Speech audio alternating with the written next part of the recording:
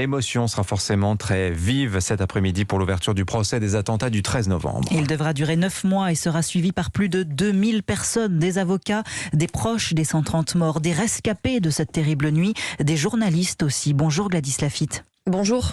Tous les yeux seront rivés vers les 14 accusés présents.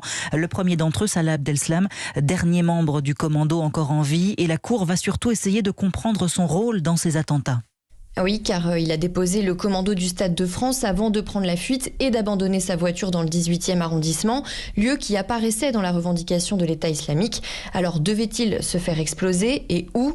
Salah Abdeslam ne s'est jamais vraiment expliqué, il est resté quasiment mutique tout au long de l'enquête.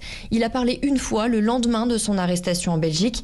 Il a dit qu'il devait se faire exploser au Stade de France, mais avoir reculé au dernier moment, ce qui est contradictoire avec ce qu'il a écrit sous forme de testament à ses proches, où il indique que sa ceinture était défectueuse, ce qui a été confirmé par les expertises. Cette seule fois où il a parlé, il a aussi reconnu avoir loué des voitures et des appartements lors de la préparation des attentats. C'est lui qui est allé en Hongrie et en Allemagne récupérer les membres des différents commandos venus de Syrie. Gladys, à quoi ressemble le quotidien de Salah Abdeslam en prison depuis 5 ans ? Il est à l'isolement total, surveillé 24 heures sur 24, 7 jours sur 7 par des caméras, de peur qu'il se suicide ou qu'il s'en prenne à quelqu'un. Détention qu'il vit très mal. Il s'en ouvre d'ailleurs largement à chaque fois qu'il voit le juge des libertés et de la détention. Plusieurs incidents ont eu lieu avec les surveillants qu'il a traités de mécréants. Il a aussi refusé de voir des psychologues.